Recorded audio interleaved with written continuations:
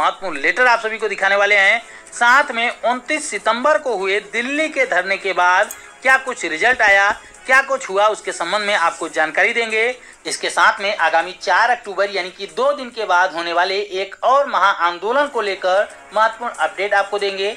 इसके साथ में बिहार में चल रहे अनिश्चितकालीन हड़ताल के संबंध में जानकारी देंगे।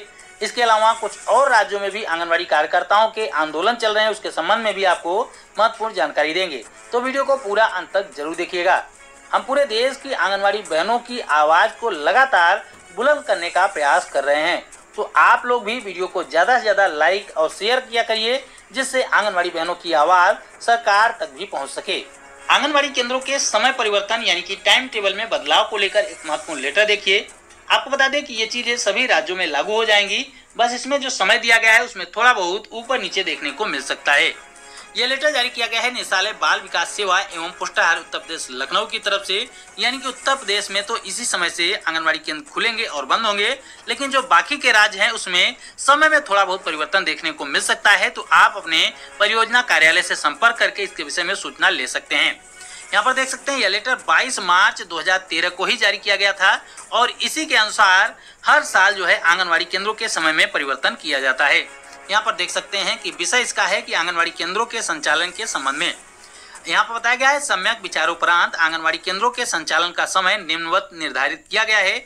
ग्रीष्मकाल यानी कि गर्मी के समय में 1 अप्रैल से लेकर 30 सितंबर तक 8 बजे से लेकर 12 बजे तक आंगनबाड़ी केंद्रों को खोला जा रहा था।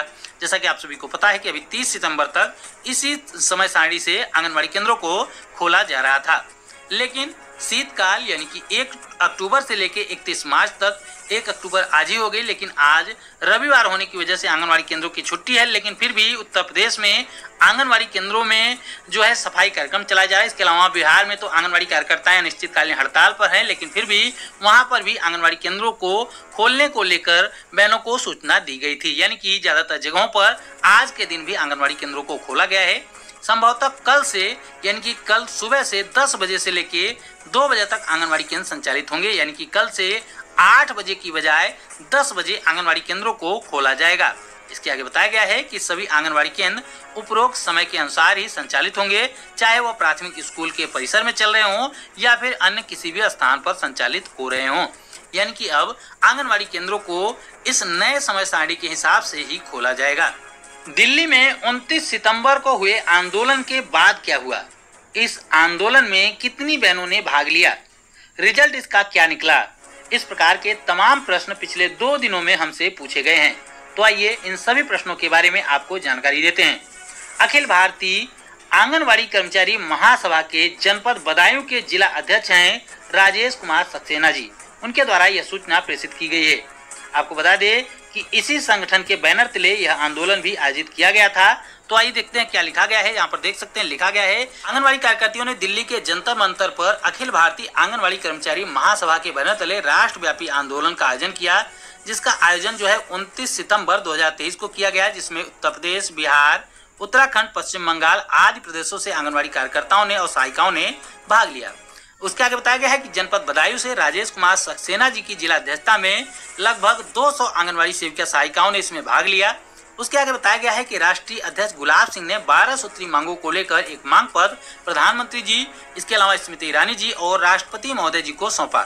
उसके आगे बताया गया है कि उसके बाद जिला स्तर से उनको अवगत कराया गया, यानी कि संगठन को अवगत कराया गया है कि आप लोगों की मांगे यानी कि आंगनबाड़ी बहनों की मांगे काफी लंबे समय से लंबित है, इसको शीघ्र ही पूरा किया जाएगा।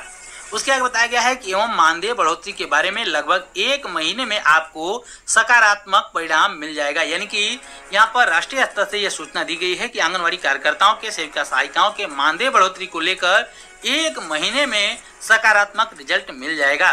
दिल्ली में आंगनबाड़ी कार्यकर्तियों और सहायिकाओं ने स्पष्ट रूप से आवाज उठाई कि अगर केंद्र सरकार के द्वारा मानदेय वृद्धि नहीं की जाती तो फिर हम आंगनबाड़ी कार्यकर्ती बहनें बोर्ड की चोट से अपनी ताकत का एहसास इस सरकार को करा देंगे। जिला अध्यक्ष राजेश कुमार सक्सेना ने सभी आंगनबाड़ी कार्यकर्तियों एवं सहायिकाओं का आभार व्यक्त किया कि उन्होंने अपना अमूल्य समय देकर इस कार्यक्रम में हिस्सा लिया और दिल्ली में जाकर प्रदर्शन किया। यानी कि इस आंदोलन के बाद जब ज्ञापन सौंपा गया तब वहां पर राष्ट्रीय स्तर से सूचना दी गई है कि आंगनबाड़ी सेविका सहायिकाओं के मानदेय में जल्द ही वृद्धि देखने को मिल सकती है। 1 महीने के अंदर आंगनबाड़ी सेविका सहायिकाओं के मानदेय में बढ़ोतरी देखने को मिल सकती है। ऐसी सूचना जो है राजेश कुमार सक्सेना जी के द्वारा यहाँ पर दी गई है। तो देखना यह होगा कि 1 महीने के अंदर आंगनबाड़ी सेविका सहायिकाओं का मानदेय बढ़ पाता है या फिर नहीं बढ़ पाता। आगामी 4 अक्टूबर को होने वाले महा आंदोलन को लेकर भी लगातार आंगनबाड़ी बहनें पूछ रही हैं कि 4 अक्टूबर के आंदोलन का क्या होगा, क्या वो आंदोलन होगा या फिर नहीं होगा, कितने राज्यों की आंगनबाड़ी बहनें इसमें शामिल होंगी, कितनी बहन